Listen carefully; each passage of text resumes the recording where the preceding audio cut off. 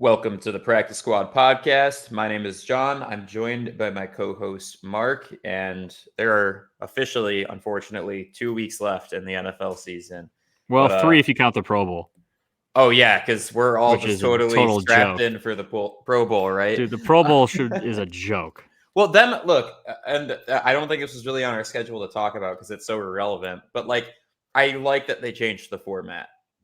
Dude, it's gonna be. I think it just Because can't it's gonna get. be races and mini games with absolute Yeah, but no freak one. athletes. Dude, do I want to watch? If I want to watch dodgeball, I'll just go watch the movie Dodgeball with Ben Stiller and Vince Vaughn. Okay, I'm yeah, not but gonna watch. you wouldn't want to see I don't know, Josh Allen throw a dodgeball at somebody. I mean, maybe a couple times, but it'll get old pretty fast. Yeah.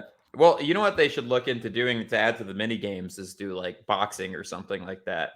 Just do extra padded gloves and just have all these guys beat the shit out of each other. That'd be Yeah, hilarious. none of them would do that, dude. What do you mean? Tyreek wouldn't even race Micah Parsons last year because he's going to tear a hamstring. It's a joke. I would like to see the quarterback throwing competition though, like the cannon arm. Yeah. That they used to do because I'm kind of not the even equivalent of the dunk competition, but it's sweet. Dan Marino and dude, those guys used to throw the hell out of dude. But Josh Allen would probably throw it 85 yards in the air, right. And Mahomes might be right there with him. That would be cool. Regardless, better than an actual game where none of them actually do anything or tackle each other. So I think this was a step in the right direction of making the Pro Bowl less shitty, but it's still stupid. It's still joke. not. Yeah. So look, really quick announcement real quick before we get onto our guests, because we do have a guest for the first time in a while, which Mark and I are both super amped about.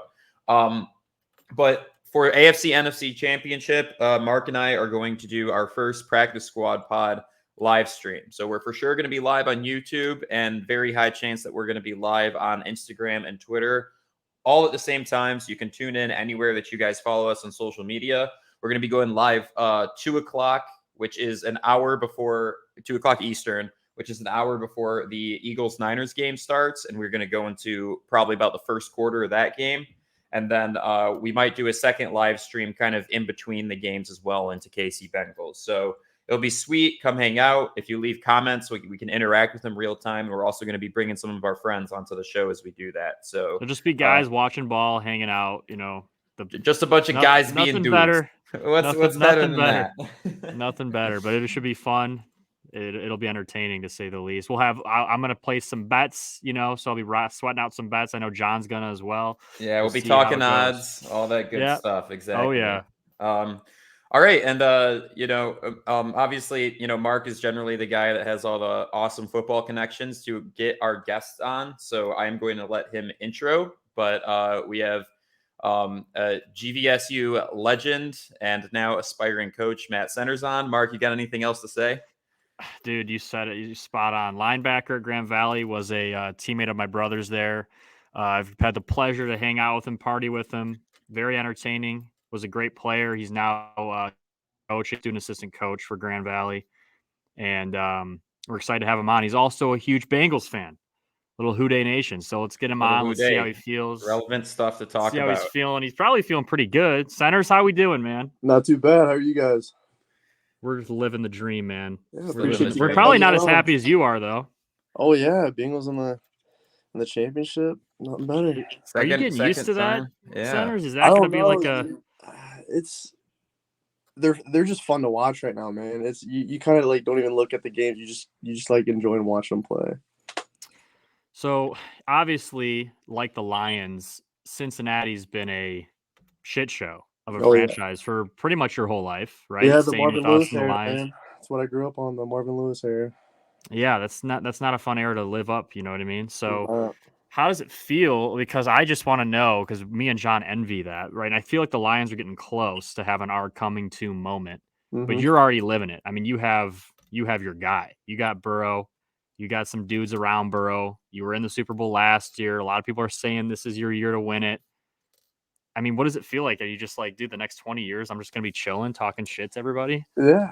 I mean, yeah, it's nice because, the Bengals don't have any Super Bowls, and there's I think they've been to the Super Bowl 3-4 times. I can't remember. But, I mean, I haven't won one, so I would like to say I don't want to get my hopes up, but I mean, I think they're due for one soon, in the next couple of years at least, if not this year. So, I mean, it's super exciting. I mean, they're just a gritty football team, like blue collar, gritty football team.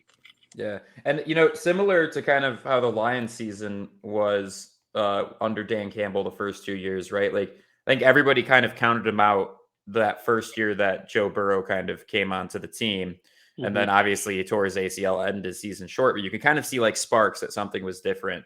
That first rookie year with Joe Burrow, like, did you feel like there was something special brewing there, or did it kind of take until his second season to kind of notice, oh, like things are actually coming into play this time? No, it was. You could definitely tell, like during that season, like there was a lot of trust in that offense. I mean, obviously they needed a better offensive line. He was getting sacked almost damn near probably 6-7 times a game, which is insane. I think the past, not including this year, the past 2 years or his first 2 seasons, he was the most sacked quarterback in the NFL or something like that. And I mean, obviously for a great offense, you can't have your quarterback on the ground, especially a franchise player like him. But I mean, when they went, I think they went 1-13 or something like that. What was it? Yeah, it was rough. Yeah, Yeah, I mean, obviously you guys were high enough to pick Burrow that following year. Yeah, and I mean, it was just kind of getting him and the weapons around him, just kind of building. Taylor kind of really built that offense around Burrow. You know what I mean? Like getting his 2 guys from LSU. I mean, it's just kind of. You got Jamar Chase and then T. Higgins. I mean, you got his 2 favorite weapons. Yeah. So it's just kind of building that offense around Joe Burrow. So Centers, kind of a I guess off Cincinnati, but we'll get back into more Cincinnati. So you're helping coach at Grand Valley. Yeah. So you were with Coach Matt Mitchell, who obviously the news is broke that he's heading to Wisconsin. Mm-hmm. What was, I guess, the best thing that you learned from Coach Mitch? And obviously, kind of how are you feeling about him leaving, and how do you feel about the hire of Coach Wooster as well? A lot's happening in Grand Rapids. I know some Grand Valley people will probably tune into this episode to check you out. What's kind of the feel there? I mean, you were on the staff, kind of being in that room. What's the feel going on in Grand Rapids right now in Allendale? I mean, there's a lot of buzz going on for sure, but Coach Mitchell coming in, like he was one of those guys that you just wanted to play ball for. He was coming in, being a player for 3 years under him. He's just a great coach, great person, great family man, like really passionate about what he does and how he does it. I mean, he's a realist, it's black or white. It's black or white with him. There's no gray area, like yes or no. Like you're either doing it or you're not doing it, So he was just a great coach, and he inspired to not just make us into great football players, but like really into great men. I mean, we'd have Wednesdays with Mitch that teach us more about life and just kind of how to operate money and how to go through life and be a good man, be a good husband, be a good son. And those were like really important outside of the football aspect, just because you got a lot of coaches that just, they just want to win games. They don't really look. Not many coaches care about that kind of stuff with their players, especially in today's college, 100%. College world. It's all about money, nowadays. And to him, it wasn't about that. It was really kind of just making the best out of his players. That's awesome, man. And then, so, you're obviously with Wooster last year as well. You obviously played for him. You coached with him the last year. I mean, are you excited to have that, that hire? You think that's the right hire? I mean, I think it's the right hire from what I've heard nothing but good things about Wooster. Wooster recruited me when I was in high school as well. So I was able to kind of talk to him for a little bit when I was, still playing, but you think that's the right move? You guys think you're going to head in the right direction with him? 100%. I mean, I know he played football at Wayne State and he coached at Wayne State for a long time, but you could truly see like he's been a Laker for a lifetime almost. You know what I mean? It's just kind of like the energy and the passion he brings into coaching is just like coach what he does and how well he does it, and he truly cares about his players. I mean, you walk into the O-line room and O-lineman, D2, you don't get all the snacks. You don't get everything D1 level gets, and he's got tubs of snacks, that he buys those guys right. Yeah, getting those guys right, And I was really hoping that he would be the head coach and keep it in house because we got a great staff and we got a lot of great players coming back. And from talking with a lot of players, is like that's who they want the guy. I mean, it's almost you have to see how Coach Wooster is in the building to kind of know how he is because he's just. I mean, he's one of the smartest coaches I've ever been around when it comes to like the fundamentals of things and just kind of scheming everything up. And since I was helping out with me and Coach Fitzik were running the scout team defense, I was always sitting in the offensive staff meetings during the week and just kind of seeing how the opposite defense works. And he just hearing him scheme things up and everything. It's really interesting because he knows a lot about the game and like I said, he's a really good family man too. Me and him have spent times like on away games this past fall, just chopping it up about family, and he's really passionate about his daughter and his wife, and he's just that blue collar type of guy. You know, he grew up on a farm. Guy you want, yeah, He's just natural leader. Yeah, natural leader. It's a great way to put it. So, super excited for him. It's going to be great. And just kind of, if you look back, you had Brian Kelly, and then it was Chip Martin, and then it was who else? I think it was Mitch. Mitch, so, yeah. So, I mean, it's just kind of keeping it in-house.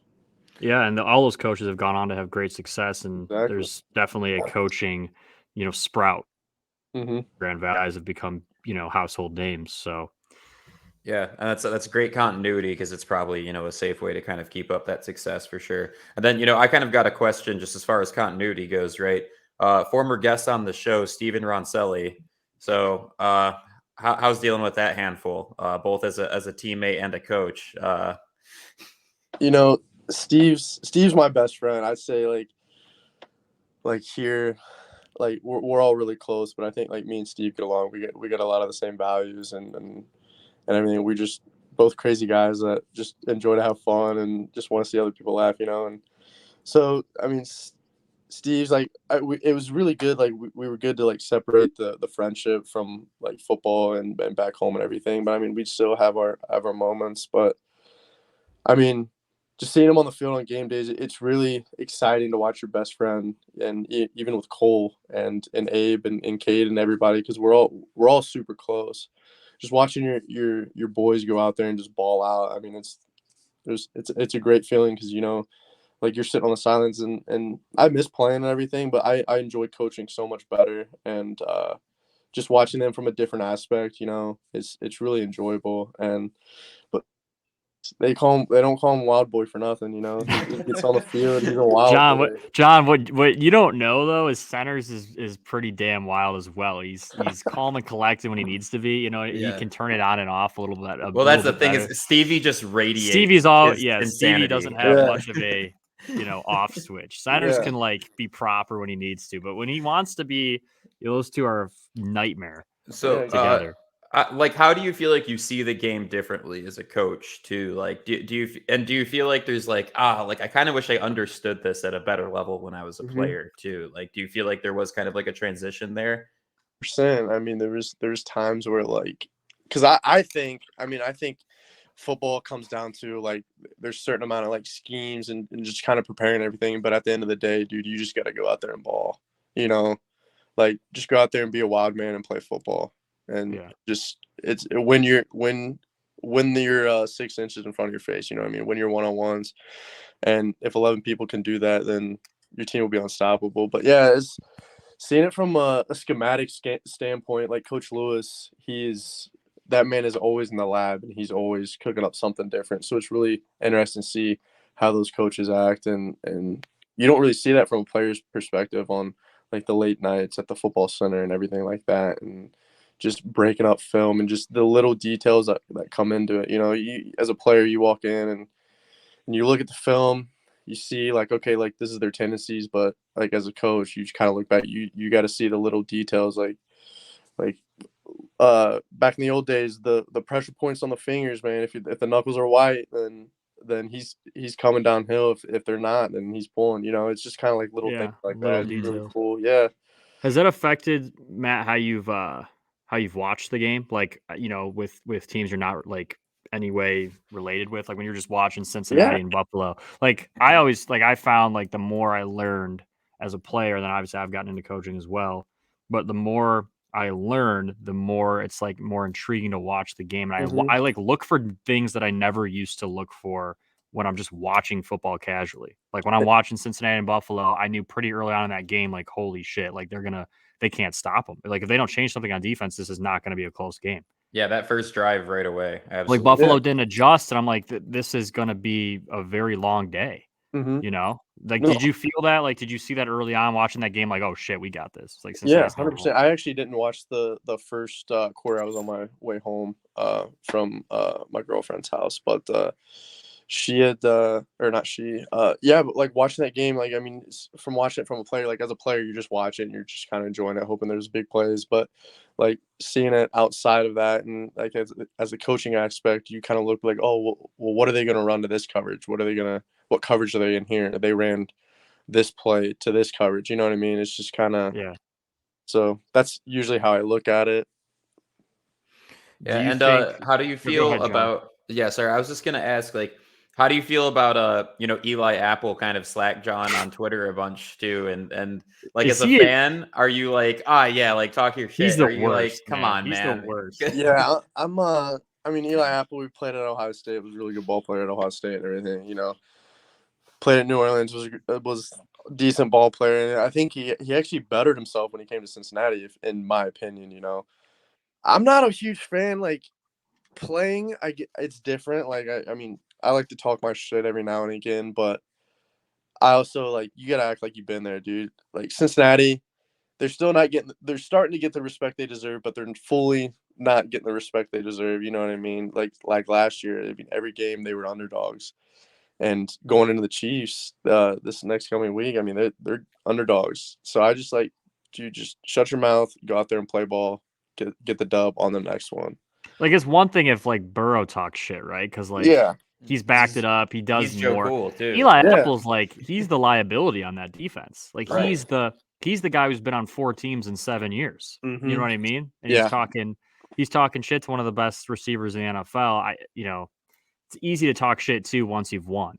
Yeah, you know what 100%. I mean? You guys seen the clip of him acting like he's smacking on the bench, and I didn't like that. You know, like, you guys know you guys won the game. Like, stay focused. You guys know you got the Chiefs next week. You know, Does it worry you? Like, do you believe? All right, 2 questions. One, do you believe in football karma? Yes. Okay, so does that not worry you a shit ton when like Eli Apple's doing that and then they have to go into the Chiefs' kingdom and try to beat Pat Tony Mahomes? or MVS just beats him over top for a touchdown? Yeah, no, there's gonna be plays that's gonna be made on him for sure, but I mean, I don't know. Like, going into the Chiefs game, I'm not really too. I mean, Chiefs are a great football team, but I think Joe Burrow's got that number. You're 3-0 against them. Yeah, right? Yeah. Like, doesn't that make you feel good about it? What does it say? It was a minor sprain or a sprained ankle, whatever it was. Like, our D line's gonna get after it. We showed what we could do against the Bills O line, and I think if we just get after Patrick Mahomes, and we're just gonna shut him down, because we beat him early in the season. You know, Jermaine Pratt just absolutely stripping Travis Kelce in midfield earlier this season, man. That play was amazing. That play sticks out in my memory. Beautiful, especially on Travis Kelce. I would say this, not arguably, but he is the best tight end in the league right now. Oh yeah. Yeah. Matt, what is like the play in I guess this year, but like also the last 2 years that like Cincinnati fans just will not like? I mean, is there one play that's just like, dude, this was like the coolest thing I've seen a Bengals team do in this last 2 years? Is there a single play? I would probably say the Ravens. I mean, obviously, I feel like it's a little bit cliche. I feel like I could, if I really thought about it, I could pick something. But from recently, just that Ravens game, like that was a crazy. It was electric. That was a 14-point swing. It was crazy. It changed completely. They were driving down, you know, and I'm not sure why they ran a QB sneak it was damn near the 2-yard line. Yeah. You know, and he jumped to go over top. Yeah. Yeah, it was just, I don't know. But I was just recently, that was a great play. Logan Wilson, like, playing backer, dude. That dude is all around, like, meathead backer, played at Wyoming, just Cowboy, just shows up every week, you know, and just does his thing. Doesn't say a whole lot. Played against him in that Idaho Potato Bowl. I know. That's what Cole was saying. Yeah, it was sick. He was a stud there too. Him and Joshy Allen. What's your opinion on? I mean, I don't know. I put a TikTok out. It's gotten some different opinions, but where would you rank Mahomes, Allen, and Burrow if you had to put them in a 1, 2, 3? Oh, right now, like, this weekend doesn't matter. Just after this past few games, I would probably rate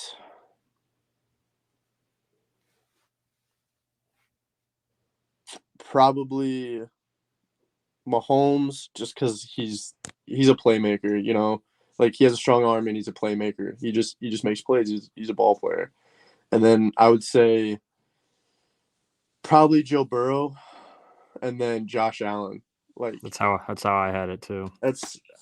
I think that's how I'd rank it, but man, it is so close. Because the thing is like, how do you say that the guy that's gotten beaten by the other guy 3 times is the better quarterback, right? Exactly. And I know it doesn't equate like that. Man, Burrow's just so clean. Like I don't think he has quite the same playmaking ability that Mahomes has, but like Josh Allen. It's just such clean football. Like, he's just a perfect pro style quarterback. Like Josh Allen, like he's just huge, and he knows that he can run down the field, and if he's got to truck somebody, he can do it. And he's also like a playmaker. Just Joe Burrow is just that pro style, like stereotypical NFL. He's an assassin, dude. Yeah, he's literally just picks apart defenses. Dude, I see so much of Tom Brady and Joe Burrow. Yeah, 100%. I see so much of it's like, and I said that when he was even in his, like, when they were doing the draft process with him, they're like, a few of the scouts were like, this is like Tom Brady, and people are like, are you crazy? You're going to compare this kid to the best ever? And we're like, yeah, the way he just carries himself, his demeanor, like honestly, like literally, it's super scary. Reminiscent of young Tom Brady for sure.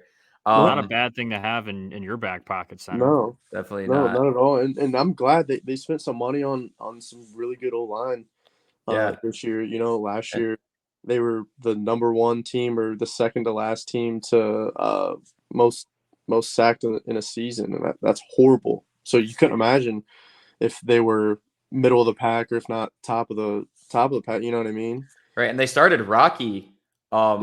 In the beginning of the season. So I was concerned for a second that those investments weren't going to pay it off, but like probably around like week 7 or 8 or so, like I really felt like that group started to click, which I mean, playing line, there's a lot of chemistry you got to build. Yeah. Like people just think, be a big dude and move people around. There's so much communication and stuff for happen the right way. So I'm happy that he's not taking the sacks he's been taking for the past 2 years, because that's huge for him. Having time in the pocket with all those weapons, I mean, I think it's a massive improvement. I agree. John, I sent you a tweet. Can you pull up the picture I sent you on Twitter of it's a little picture of you, Matt, watching a game last year of Cincinnati. I just want to know if this is how you're going to be watching this weekend's game. You know what I mean? So it's just going to be a simple yes or no. I'm just seeing this now for the first time. I think there's a lot of questions I have about this picture. I think this might be my first time seeing this picture. Yeah, maybe. So here's the picture there's Mark is referring to. This is Cade Peterson, who's clearly getting a nice back rub here from his pal. Nothing weird about it.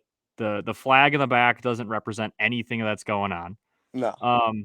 But as you can see, he's wearing the Bangles, so he's repping his team. Cade's the quarterback of Grand Valley. Yeah, repping the Logan Wilson jersey. Now, is that how you watch every Bengals game with the boys? Like you're just giving your buddy a little rub down? You're getting mad at Cole for filming your that, and I didn't shave my head in probably a week. I was being lazy, didn't shave my head. I can imagine you might be annoying to watch a Bengals game with. Is there any truth to that? Yeah. I mean, I just I get into it, like it's hard not, dude. If the Lions were playing right now, I would be the biggest asshole in the whole world. 100%. And when I guarantee you, when living here like next fall or whatever, when the Lions are going undefeated or something and just playing really well, and they're this close, to winning a Super Bowl, like you would have the same reactions, But yeah, I'm sure I can be obnoxious. Like What was it when they had that fumble, dude? I started screaming. I was like, "Go, go!"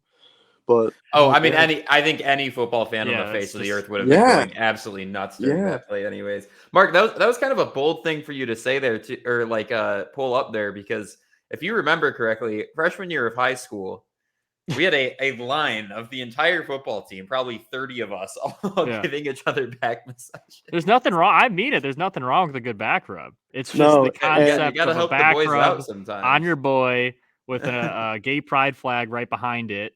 You know what I mean? Wearing the Bengals jersey. It's just an interesting look.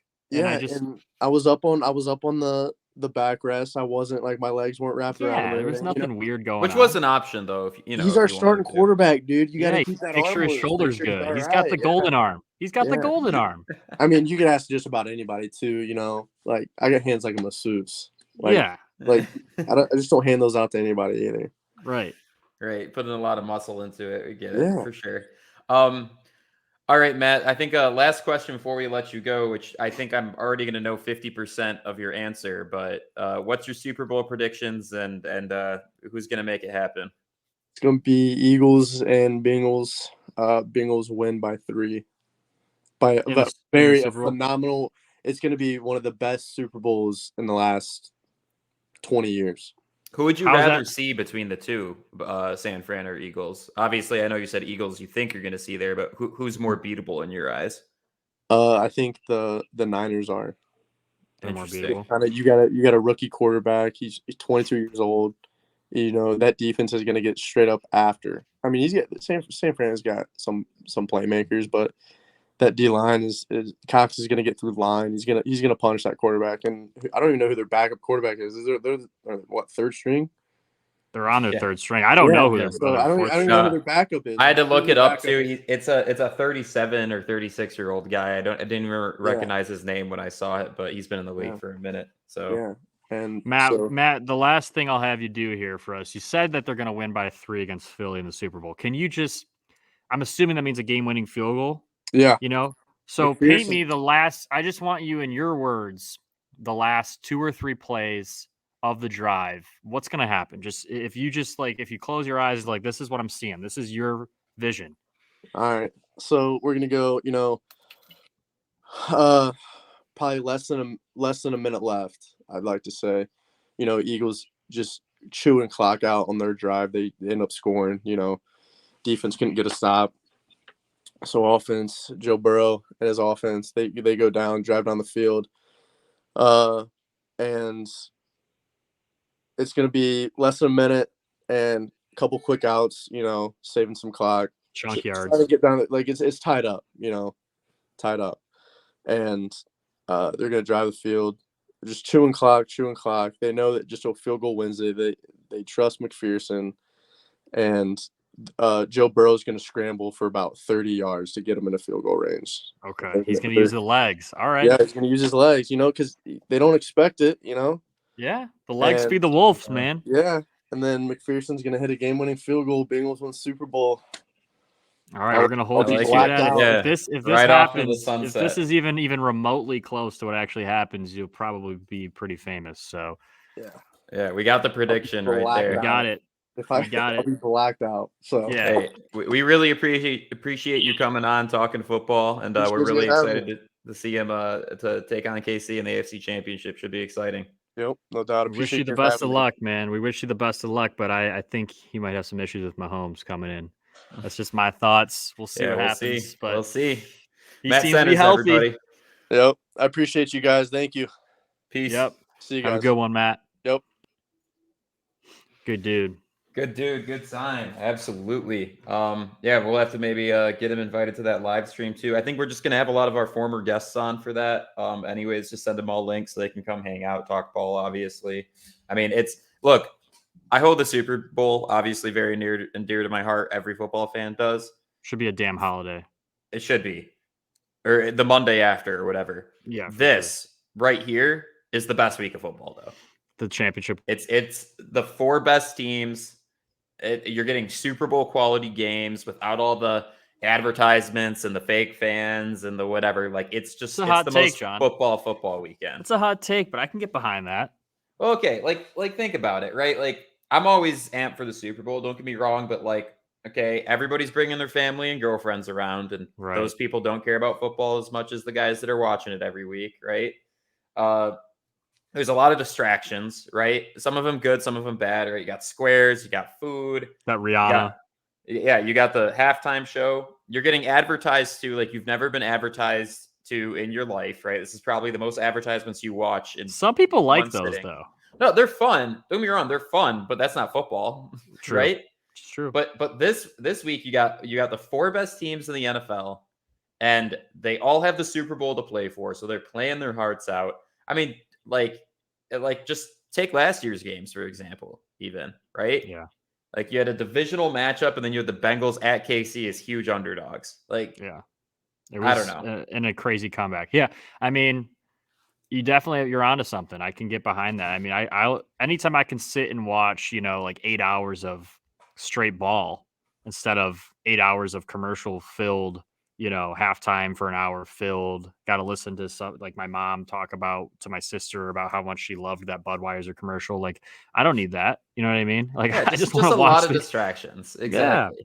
So that's my take. By the way, I don't know if anybody noticed about like 3 minutes into Center's interview, I realized that I forgot to put the banner up. So we got that. If you haven't subscribed already, make sure you're subscribed, like the video, comment, follow us on the other social medias, all that good stuff. We're trying to do a lot of good stuff coming out on the. Oh, there's a lot of good stuff coming out on the socials.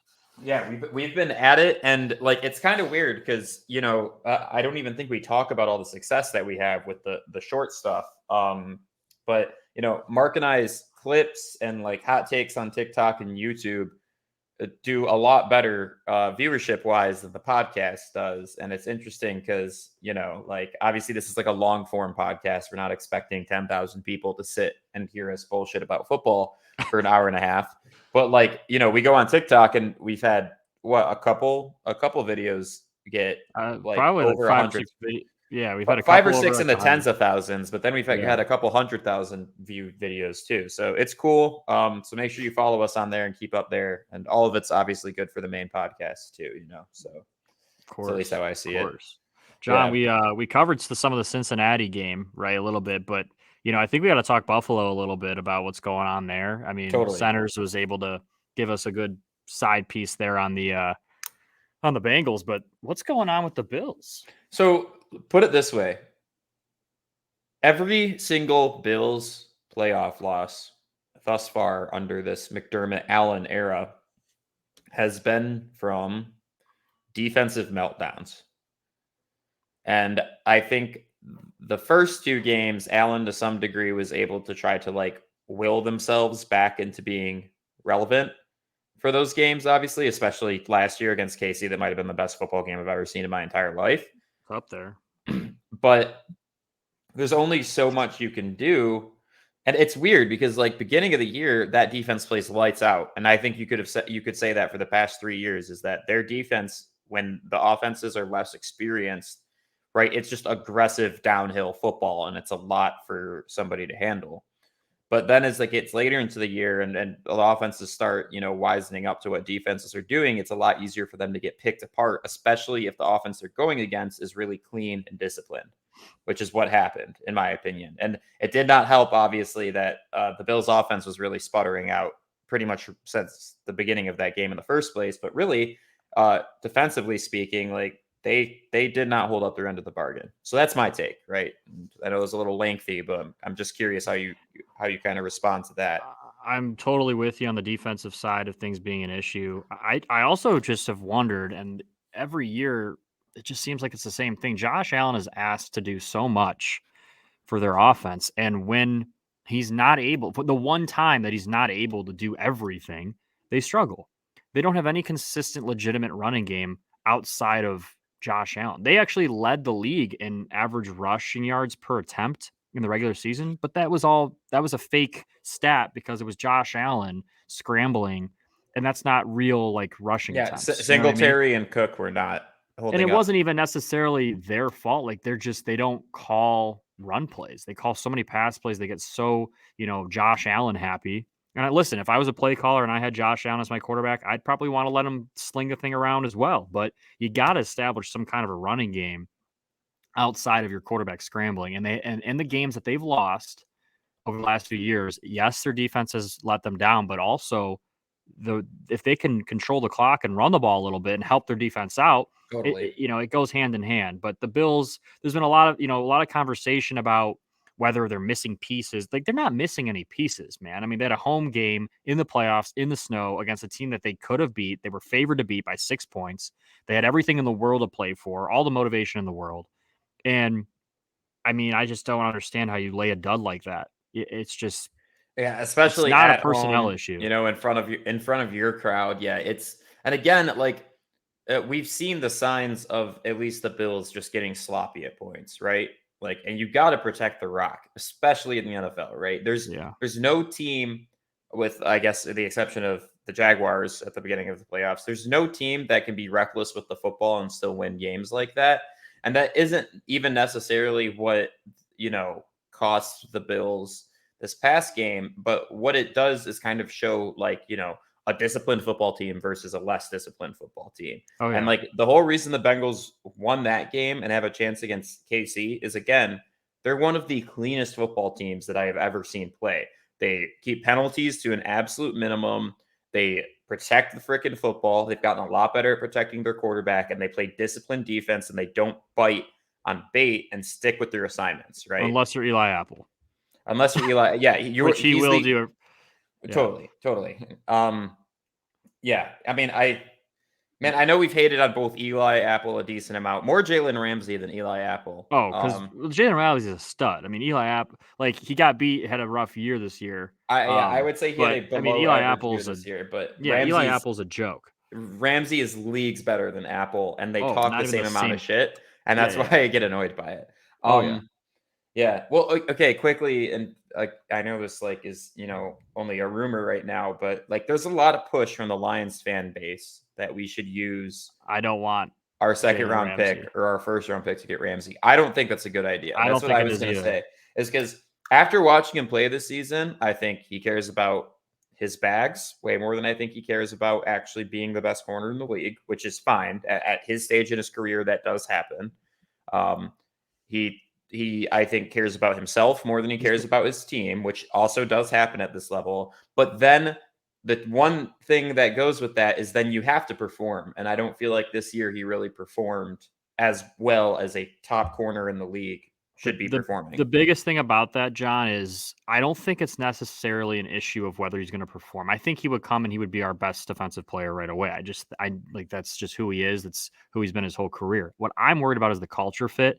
When we have a bunch of non-stars, like the Lions are full of guys that are not the big contract, highly touted NFL names. We have Jared Goffs, the St. Browns, the Swifts, the Jamal Williams, the guys that have kind of been, left up for grabs around the league. Like, they're not highly wanted guys. At least they weren't when they became Lions, whether they were drafted or whether we signed them. So I think that that's a culture that has blended in with Campbell's idea of, like, we're going to be the underdogs. We're going to have we're going to do this. If you start bringing in the big names like Jalen Ramsey and he doesn't like something that Dan Campbell says to him, that's not a good culture, right? He comes in and thinks he's the top dog right away, which he would. Yep. That's not a culture fit. Especially, again, though, I honestly do think that there was a drop-off in performance this past year, but Jalen Ramsey sure as hell doesn't think that. No, he believes he's the best, and you have to believe you're the best in order to be the best. Especially as a corner. Especially as a corner, that ego has to go with it. But I agree with you. And, like, we've been so careful about the way we manage our cap, the way that we bring in young talent and get literally the best out of them from pretty much the get-go, right? Again, we had 5 rookies starting on defense this past year, and it looked rough the first half of the year, but it improved. So to me, it's like, man, draft some depth if obviously that's what you need, because those young guys are going to be with you for years, and that's better than going and trading one of those first-round picks for a guy like Jalen Ramsey. But then on top of it, too, like, man, if we took a swing at, say, Lattimore, well, I feel like it's just a much better cultural fit, right? Right. Like, I think that would make more sense, and it's more conservative, right? Lattimore is not going to be asking for, he's not going to have the same expectations as Jalen. And even then, I would be pretty cautious about what you trade for that, right? Yeah. Like, if you can get it done for a second round, okay, no first-round picks for these guys. That's just not worth it. So, what are your thoughts, John, on there's people that think that Damar Hamlin, that he's maybe not healthy enough to be going to the game, or some people are even saying that he is dead. And I was curious if this was going to come up on the podcast, and I guess like Mark and I would not consider ourselves to be in the conspiracy theory. Some of them type. I'll get behind, but this Sort is of like insane. This is a stretch. The camera work is the weirdest part, right? But to me, it's like, okay, this dude just nearly died. Like he's probably not trying to like pull up and be very visible, to say the Right. least. Especially considering the fact that if people did see his face when he was walking around and shit, like again, you're recovering from a near-death experience. I really Right. wouldn't want people swarming me or anything like that. I No. want to be a little bit more low key. But as Mark is alluding to, there's conspiracies. There's he covered his face, and it was They never hard. showed. Yeah, they never showed. And so the conspiracy is that he actually died, and that was a body double in there. And this is the same type of conspiracy as like the NFL is completely rigged, right? Where it's like, how are you going to get the secrecy of all 70 of those guys, 70, 80 guys plus their coaches, right? and training staff and medical team and like exactly. It's like, if they were able to do it, wow, is all I'm saying. well, if that's the case, then the NFL should get their own government going because they're better at keeping secrets than the CIA. So yeah. Interesting little, I guess, side news story that came up. I want to, before we hop into these last three games, then kind of look ahead for the championship weekend. I do also want to talk about coaching changeover. So big ones that happened just within the past like 48 hours here. Sean Payton's probably not going to take a coaching gig this year, from what it sounds like. Which you did I allude say? to. Yeah, I mean, you literally said the right exactly pick. that. Yep. Yeah. Frank Reich, the Colts' former head coach, was selected to be the head coach of the Carolina Panthers. You see the fun fact that he was the first Panther to ever throw a pass, first starting quarterback as a Panther to throw a pass for them back when he was a player? No, I didn't know that, actually. Yeah, That's so cool. he started it off way back when, and now he's coaching them, which is I don't get, I don't know. I'm not thrilled about that hire. I think it felt like a safe hire, right? Because that's I think what he was with the Colts is he's like we'll get you around 500, take it or leave it kind of guy. And they want a quarterback friendly guy, which, former quarterback, he's had some success with some guys, but this is the same. I mean, I don't know, dude. I'm not thrilled about it, but yeah, he's a safe hire. He's a likable coach. He's been around. Yeah, I mean, he's likable. He's got the experience. Like, I'm not saying it's a bad hire. I'm saying that it's not going to change aggressive franchise. enough. Exactly. Yeah. It's not an aggressive hire. Now, I'd be mad change if your I was franchise. Yeah. Well, what could change your franchise is hiring an offensive coordinator that makes you look very attractive to one of the best quarterbacks in the league by the name of Aaron Rodgers. Which is what the Jets did. That's which what John's is alluding to. The Jets just hired Hackett, who apparently was Rodgers' favorite offensive coordinator ever. At least that's the narrative that has persisted the past, 4 or 5 years.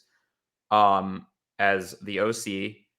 It's pretty much a lock, dude, that's where he's going. Can I just put that out there? Yeah.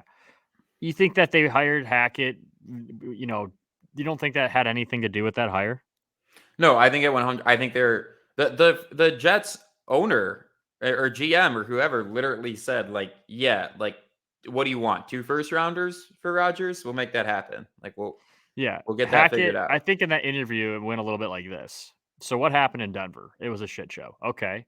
Well, can you get us Aaron Rodgers? And he probably said, shit, I don't know, probably. And they were like, okay, well we're going to hire you. You know what I mean? Because if you even have a little bit of a chance to get Aaron Rodgers to the New York Broadway Jets, like, dude, he's going to be a star there. Dude. With that team, with that defense. I was about to say, like, with that offensive with that line. Media, like, he's going to that's what he's always missed, being out in Green Bay, right? He's been away from the stardom. He's been a star outside of where stars live his whole career. And I mean, the weapons that are like I think prove themselves to be very reliable, stable weapons with a horrible quarterback, right? So what will those weapons do with a quarterback that's probably one of the most accurate passers in the league, even at his age right now? And then you have a rock solid defense to go with it. Like I'd say the Dude, Jets defense is better than the Packers and it's defense. a no-brainer. Listen, Zach Wilson, like talent-wise, is one of the most talented arms, athletically in the league. Like that dude can make every throw if you ask him to make every throw. He's just not like mentally and mature-wise, he's not ready to start. You let that dude develop behind Aaron Rodgers for a few years, we might see what exactly happened with Rodgers and Favre, where Rodgers was also a little bit immature, and I'm not saying Zach Wilson is as good as Aaron Rodgers, but I'm saying you let someone like that with the talent he has develop. You don't think that they would try to get Wilson out of the building with that trade? No, I think they would keep Wilson as long as they have him on that rookie deal. And Interesting. Okay. I think they would keep Wilson in the building and hope that. I don't know. It would be up for debate, but I think they would keep Wilson underneath Rodgers. Okay. Hope that he can turn it around. I don't disagree with you. I'm just that's interesting because they did draft him second overall. I mean, that's hard to just let him. Yeah, I'm just moderately worried about really his maturity affecting the locker room, because it did sound like it did do that last year. For sure. And obviously one guy can't get totally, but also I think Zach Wilson would be smart enough to kind of like sit down and shut up. If you bring Rodgers in, it's a whole new ball game. Like Rodgers is the guy, what he says goes. Those guys are going to have to, mix and create relationships with Aaron Rodgers, and Zach Wilson's going to take the backseat. He's not stupid. He's not going to be like, oh, I could compete with Aaron Rodgers. Like, no, he looked up to Aaron Rodgers his whole life. He watched him play when he was younger. He's that, Wilson's young enough where he's like, okay, I used to watch you, like I watched you win a Super Bowl when I was like 10 years old. Like, I'm going to let you ride this thing out, and learn from you. And for a year or two, I'll be ready. I guess you're right. But I think that was the best coaching move of the day. And then also Dan Quinn choosing to stay in Dallas. That was interesting. Right. Yeah. Doubling down on the Cowboys is always a smart move. That's never got anybody in any trouble. Right. So good segue. Only been what, 40 years? Look, what did we both say? And we both, okay, Cowboys fans, like, I get it. You harassed us about saying that Tampa was going to beat them. But Mark and I could have not been more correct about how that next game was going to transpire. And you guys, for your last shot, Hail Mary effort, put Ezekiel Elliott at center. So keeping up the streak of doing something absolutely stupid to end the game as well. Can we backtrack to, like, that whole drive, John? The first play of the drive, he almost took a safety. He should have been safetied. It wasn't even I don't know what the defensive lineman was doing. He literally the best theory we could come up with watching that was that he thought the ball was already out and didn't want to get a roughing the passer. The roughing the passer. He was worried about hitting the quarterback, because it was going to be a big hit because Zach was defenseless. Like, he was just standing there, and if he would have like lit him up, which he could have very easily, they're throwing a flag or some stupid shit, right? But if Dak would have taken a safety on the first play of that last drive, would have been the funniest thing in the whole world. I mean, because he should have. I don't know how he didn't throw that ball away. Right. But he got lucky as hell that the defensive lineman just chose not to tackle him. Yeah, but they didn't do anything with the opportunity. It allowed us to see Dalton Schultz not get 2 feet down, which was hilarious for no reason. God, like, that's all you do as a tight end receiver. That's all you train, is knowing where your feet are. No one around you, and you don't put your feet down. And then you have the trickery Zeke at center play, which we were very lucky and blessed that we were able to witness that watching on national him get live. Pancakes, dude, he got leveled. He got absolutely leveled. And then not only did he get leveled, Dak throws the ball on a slant route to Turpin, and Turpin just gets cracked. It was a Kirk Cousins it was literally the exact same scenario. Where it's like check down to the guy in the middle of the field and he's going to get murdered. They were going to try to do some sort of lateral game, and it was like they would throw to him and he was going to run a little bit and then flip it. And they brought Zeke. Everything makes sense in terms of like a coaching mind of what they were trying to do, but to execute it that poorly is just absolutely hilarious. It was absolutely hilarious. You couldn't even tell what they were trying to do. I was about to say, it looks like they hardly even ran it in practice, where it's like, okay, like we need to have like a contingency, like Hail Mary play, boys. Like, what are we thinking? And then the OC is like, this. And they're like, all right, get in formation. So you're going to go, okay, we're good. We're good. And like, that was it. That was the conversation. The Niners defense is legit, man. So Mark and I were talking before the stream started. I think best front seven in the NFL. Yeah. Oh yeah. Not even. It's not, they're but the problem is it's not like their back guys are bad. They're loaded in the secondary too. No, They do have. You're good. Speaking of fact, they have the best front seven, but their back end guys are like top 3 or 4 in the league. Yeah, no, their secondary is legit. They can run with anybody. So and they're so well coached. Right. I mean, which is the Shanahan staple. We talk about clean football, winning games, man. Like that's not even just Shannon. Like DeMeco Ryans has done an amazing. He should become a head coach after this season. Like he's done an outstanding job calling that defense. I mean, he has great weapons. Don't get me wrong, but the way he's using them and he's taking advantage of their full capabilities. That's what a coordinator is all about. Yeah. Understand the roster you have, get the most out of them. He's got a loaded roster. The 49ers identity is just like maximizing their talent and playing mistake-free football. I love watching them play both sides of the ball. I love watching the Niners. Like there's never a time when I'm watching a Niners game where I'm not like, dude, this is great to watch. I love this play calling on both O and D. It's fun to watch, man. I'm glad that they won. I'm very happy to see the Cowboys not in this game because they would have gotten absolutely throttled by the Eagles. Yeah, and then I guess, just talking about these other two games, which one was a little bit more of a game than the other, but neither of these next two games are really, quite as nail-biting, to say the least. But, Eagles just, I mean, look, I've said the Giants all season kind of gave me fraudulent vibes. I don't know what losing by damn near 40 points to your divisional opponent is supposed to say about you, but the Eagles were so clearly the better team in that. Offensively, defensively, just absolutely crushed them. John, you remember the narrative coming into this season where we talked about how that division was going to suck, right? We were like, I did not say that about the Eagles. So I've been talking No, you said the Eagles were going to be good.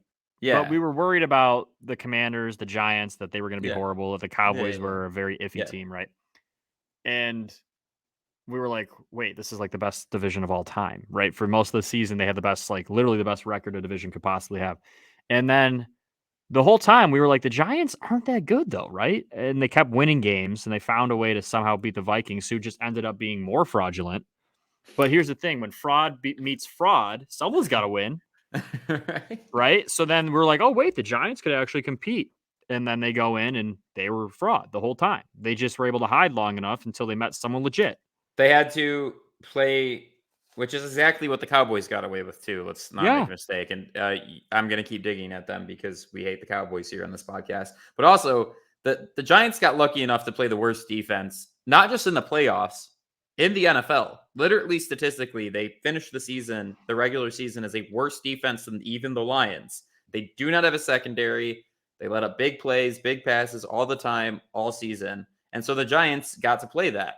And then they played a real defense with the Eagles, who also have an amazing front seven, right? And Mark and I are going to talk about how, this NFC championship matchup might be the best trenches play that we'll see all season. We talk about the big boys, which we don't do a lot of. I'm sure John's thrilled as a former lineman. We don't talk about the guys up front enough. No. And so I'm just obviously the 49ers have Bosa, right? And so that's probably the best edge rusher in the league, if not definitely top 3. And then the Eagles have a really damn reliable offensive line through and through, especially their interior offensive line. And then you can really say the same thing on the opposite side of the ball, where the 49ers probably have the best tackle in the league. And then the Eagles probably have the best interior defensive line in the league as well, with Davis and Cox kind of splitting time. I mean, and Graham So it's overall, right? It's not even okay, this line matches up. It's going to be a crazy matchup against this line because it's going to be individual players within that where it's okay, where's the it's a heavyweight title fight. It's a heavyweight title fight up front. It's going to be awesome. We'll get into this game a little bit more moving forward, but God, man, it's exciting to talk about because it really is the two best offensive and defensive lines in football. And they're a very large part of the reason that they're there behind, Jalen Hurts has had a hell of a year, but I mean, Brock Purdy is in this game. I wouldn't say it's all on Brock Purdy's shoulders. I think it's largely, in fact, that he has a great defense behind him and a great offensive line and running game. Jalen Hurts, you could say a lot of the same stuff. Obviously, he's had an MVP level year, but he has a lot of help around him. Right. And Jalen Hurts hadn't had that kind of success in this league until he had I would say the arm talent of both quarterbacks is questionable, right, and not even questionable, but just similar, right? Similar, I'm not. Right, yeah.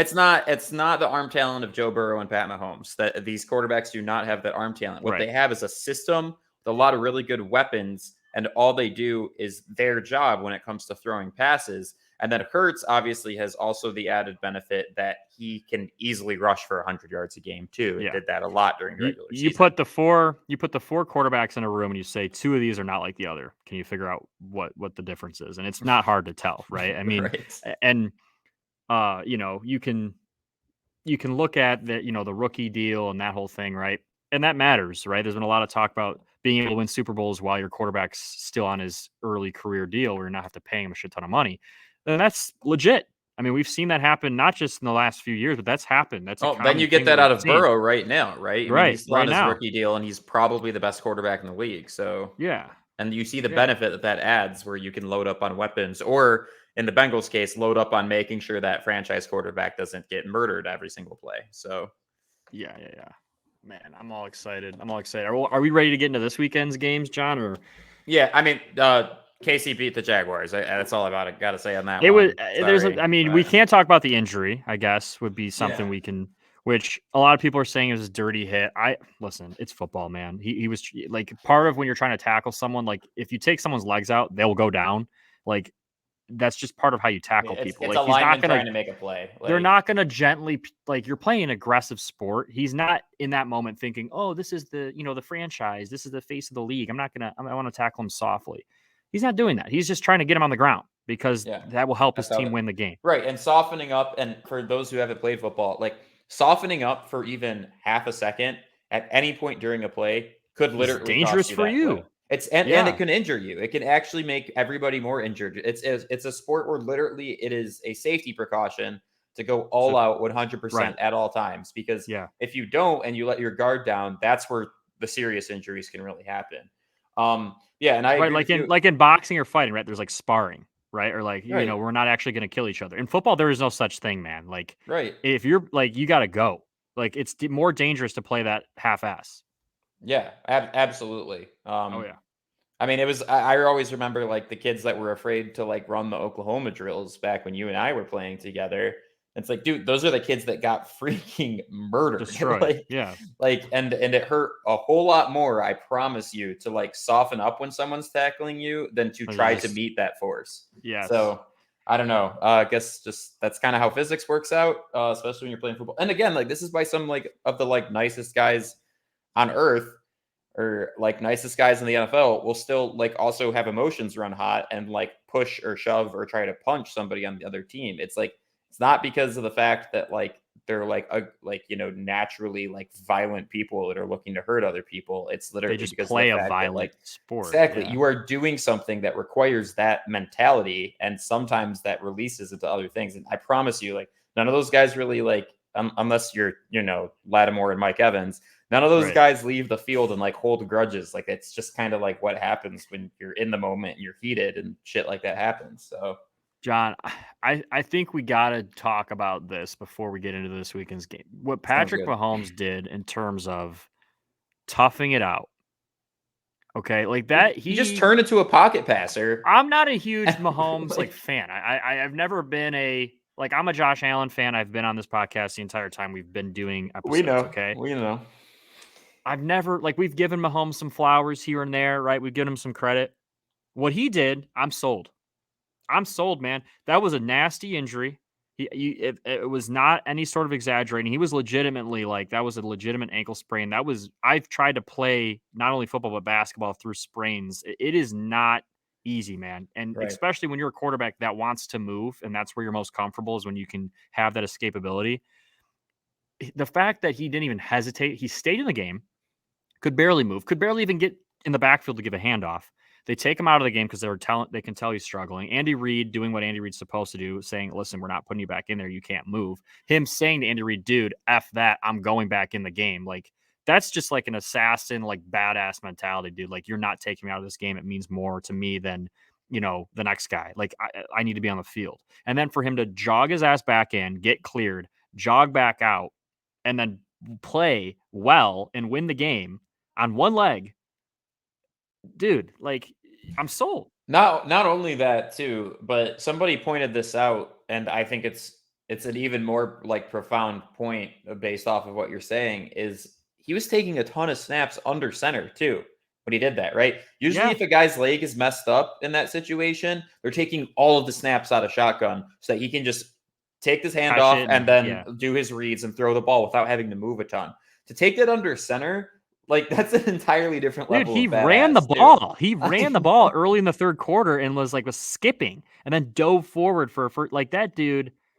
Not only are you the most talented physically in the league, but you're gonna come out and be a badass like that and play Yeah. through a serious injury. Like, dude, I'm You know sold. what's really interesting too, right? Is that like, and this sticks out in my head so much. Is like he went through that midseason lull last year where he just did not look like himself, and I think there's a very heavy correlation to that and how high his brother's TikToks were trending. Dude, listen. Who have we not heard about? You keep Jackson Mahomes as far away from the Kansas City I'm Chiefs trying to facility say, as dude. him and his wife. Like Mahomes' wife and we Jackson haven't heard combined shit about them this entire season. We have not. Although, heard a John, I single thing. will say, you're onto something. And I am confidently, as we'll get into our picks here soon, picking the Chiefs to win this weekend. It scared me because I was scrolling through my TikTok, which John hates because he's a conspiracy theorist, but a Jackson Mahomes TikTok popped up on my thing. Oh no. What is that telling me? Football karma's a little scary, man. I would be telling me? careful. Right? They've kept him quiet. I haven't seen anything about that dude all year, and the Chiefs have been rolling. And then all of a sudden, before the AFC Championship game, that dude wants to hop into the clout. You know what I mean? I don't know. I don't like it. I didn't like seeing that pop up. It's like bad luck, bad juju. Yeah. Oh, speaking of bad juju, I mean, what if Juju goes and joins Jackson on some of the TikTok dances? Oh my god! that Don't even get me Juju is big on that started, too. dude. This is dangerous territory. We're Very flirting with here. dangerous. But hey, we have Eli Apple on their side, so karma equaling out. It's a fair game. Fair game. It's a fair money game. line situation. So now it's just back to like, okay, who's going to win? And Chiefs are going to win the game. All right, so we're back. So we already kind of started talking about these, but let's like formally go through. So obviously Bills did not beat the Bengals, so my Super Bowl prediction, half of it is wrong for sure. But now Bengals Chiefs, and I got to think the Chiefs have not beat the Bengals with Joe Burrow at the helm yet. Keyword yet. Mahomes is injured, and I don't care what anybody says. Yes, he was walking fine and practicing fine. That shit hurts, and I'm sure it doesn't feel better today, like 100%, like it did before the game. Looked. I don't know if you've seen him. He's walking around okay. I know. I'm saying just because he's walking around without favoring one leg or the other, he's still hurting, right? Right. Yeah. Bengals just had a huge win, again, playing some of the cleanest football that I've ever seen them play. All of these things together, I think the Bengals are more likely to win this game. It's a tight margin. It was really hard to make that kind of decision last year too, because I do think I picked the Bengals to win last year in the AFC Championship as well. It's going to be an amazing rematch. It's, probably the two best quarterbacks in the league. It's going to be awesome, but I do think the Bengals squeak out. All right. Listen, I'm very confident that the Chiefs will win this game. I'm very confident. And I don't normally, like when I normally do my picks, I don't look at like the odds or, I don't look at DraftKings or FanDuel or anything like that. I normally just use my brain. And I'm right probably most of the time. I'm wrong a lot of the time as well. But when it comes to like games as big as this at the highest level in the NFL, the bookies, okay, the gambling world, they're almost never wrong. Okay, because there's just so much data and so many people working on it, and the analytics behind it are very, very accurate, like at a very alarmingly high rate. What has directed me into, because I was going to say Bengals all week, and then I looked at the lines and I looked at what's happened to the game line. When the game line first came out, it was the Chiefs favored to win by 2 points. Okay, maybe 2.5. Within hours of that line getting released, it flipped. Not only did it go past just a pick'em game, it was Cincinnati favored. Okay, that means there's a shit ton of money on the Cincinnati Bengals money line and spread to win. All right, like over 70% of the money is on the Bengals. Vegas doesn't like losing money. All right. They didn't build Las Vegas by losing bets. Okay. Kansas City is the underdog, quote unquote, if you look at where the money's at. Now, the line has moved back since Mahomes has been declared like healthy. It's moved back. So the Chiefs are back, quote unquote, favorites. But that line movement tells a story, man. It does. Okay. And I have learned in my short time gambling that matters, especially in big games where all eyes are on those games. You want to go bet on a MAC football game, there's a much higher chance you're going to get a steal of a line. But in the NFL and a championship weekend game, dude, they're very rarely wrong. So that line movement leads me to believe the Chiefs. But then also I start just thinking logically, all of the reasons that the people thought the Bengals might lose to the Bills last week, I think are going to get exposed in this game. So the offensive line issues that Cincinnati has, I think that the Chiefs will be able to get after Joe Burrow a little bit more. I think that they have a better defensive coordinator. They match up better with what Cincinnati's trying to do. They stop the run better than the Bills do. And I just, I'm not saying they're going to stop the Bengals. It's going to be a game.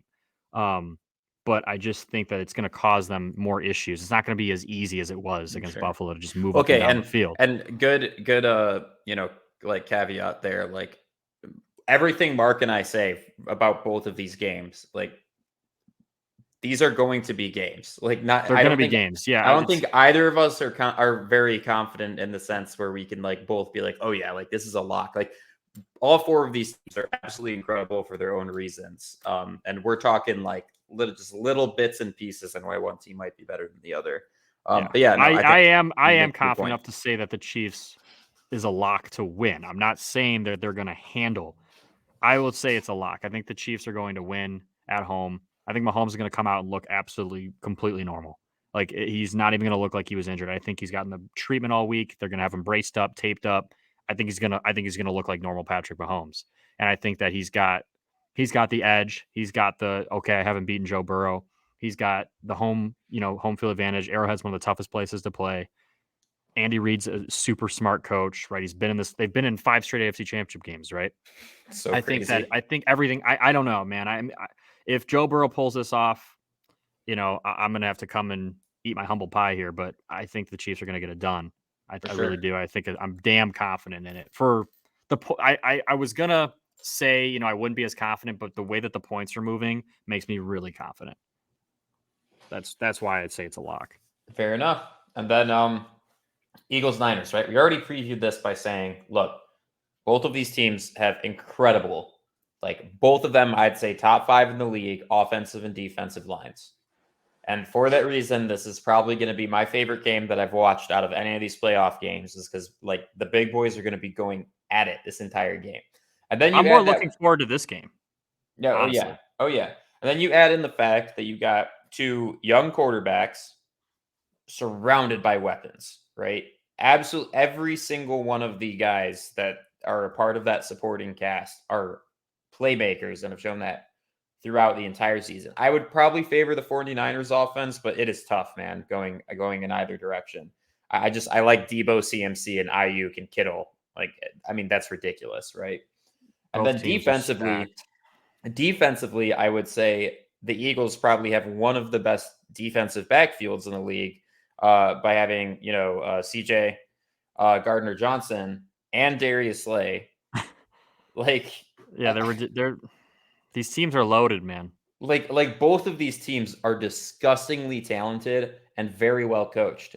And I think I heard Brandon Perna, who's a YouTuber that's worth checking out, say that this is like the frat coach versus the nerd coach. And he picked the Eagles for it because like the frat guy always ends up winning out against the nerd. And I'm like, okay, fair argument. Now, Mark, you have some things that you want to say about Sirianni. So Can we pull up the video? Can we pull up the video that I sent you?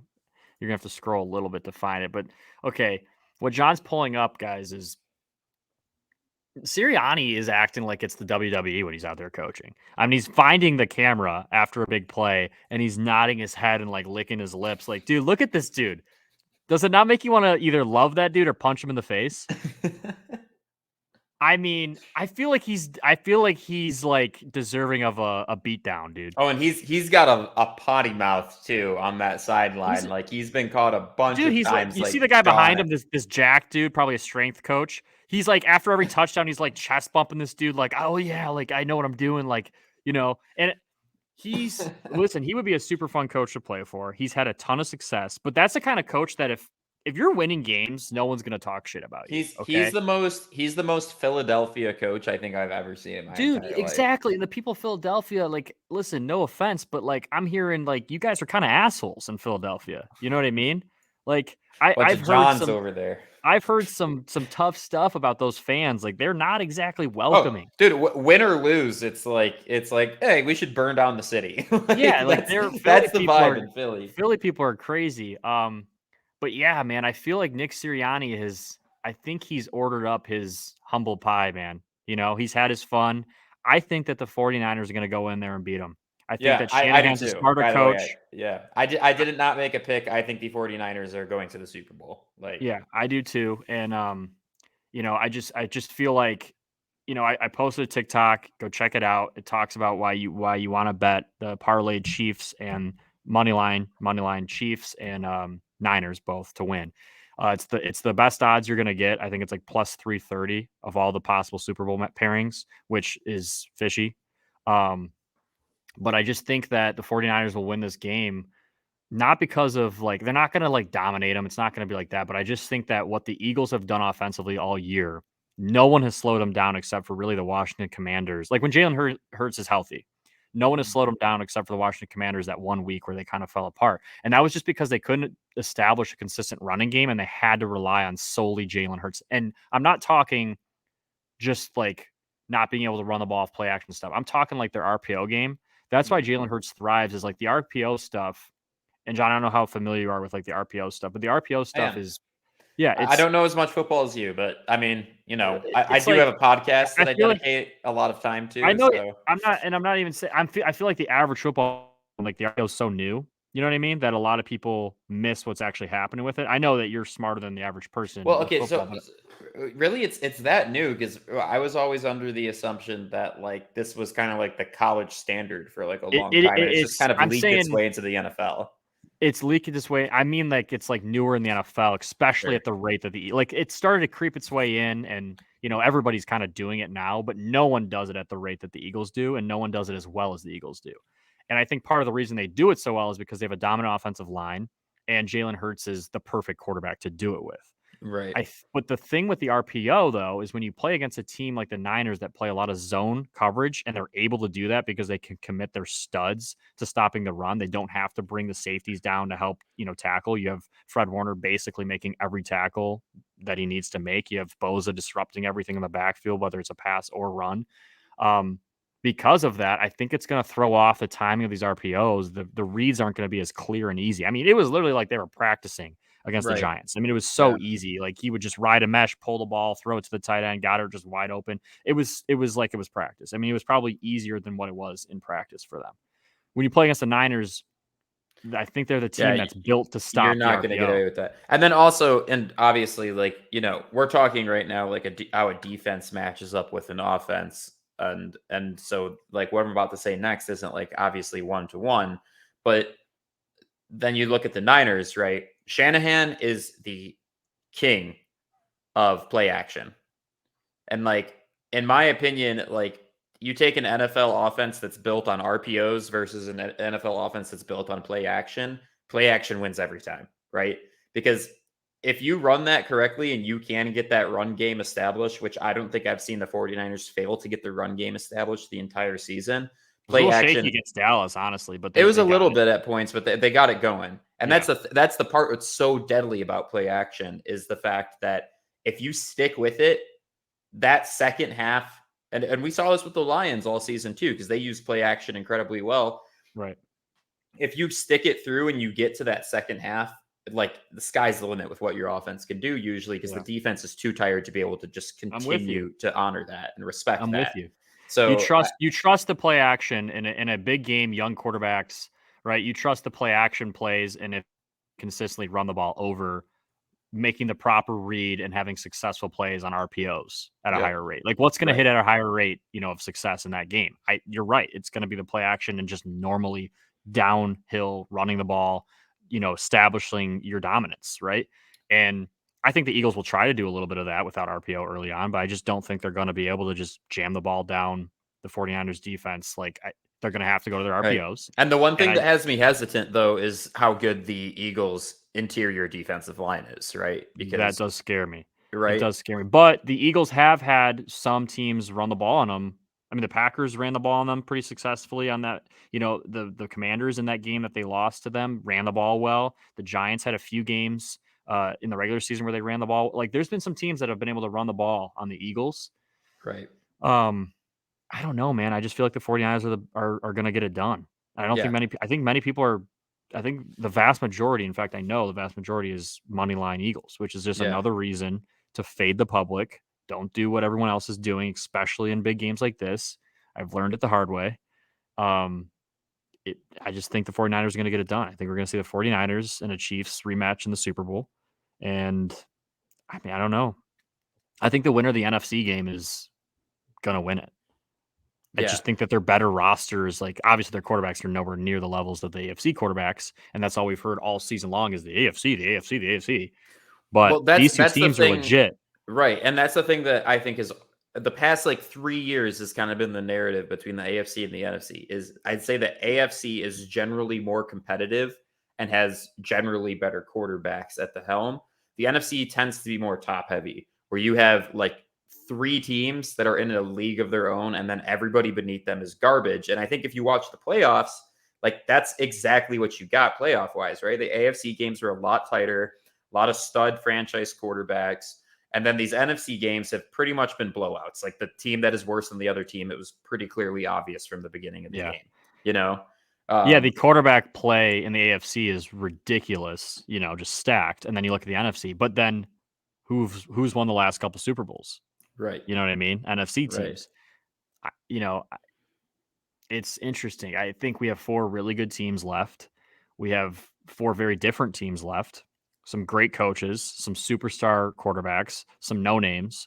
We have some star role players, right? I don't know. I'm looking forward to this game more, honestly, than the Mahomes-Burrow matchup. And that's saying something because that's like an all-time. That's awesome. Like a Manning-Brady level. Like, we're going to be talking about Burrow-Mahomes. AFC NFC Championship week, best week of football of the season. That's all I'm trying to say. So, John, what's your, score predictions on the games? Or not even like an exact score, but like a range. Yeah. So I took the under on Bengals KC, and I took the over on 49ers Eagles. Okay. So interesting you took the over on the second game there, the 49ers.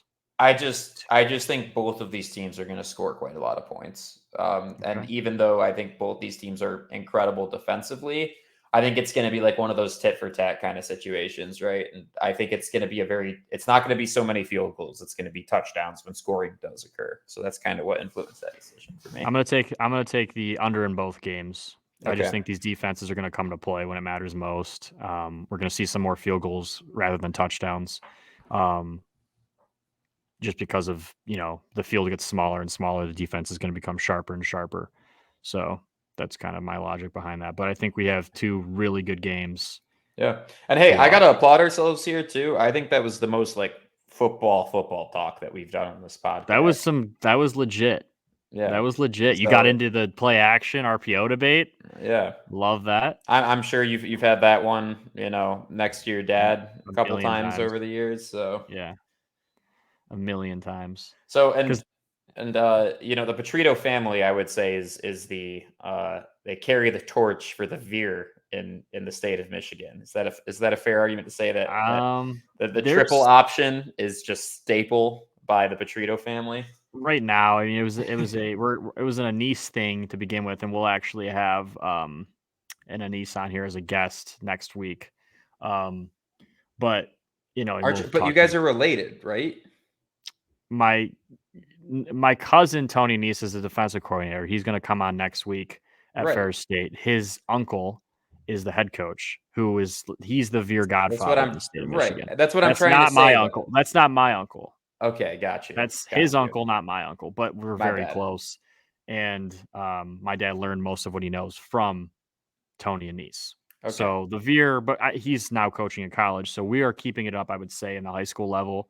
And the funny thing is, so many teams are starting to adapt. Like most teams, high school, college, pro, have a variation of triple option in their playbook. Like they Like a don't run it package like of triple option. literally, but yeah, Right. a package. And like they've also created variations like off of the triple option where it's not necessarily just like a, an inside veer or outside veer. Like there's different ways that they've added options within an RPO.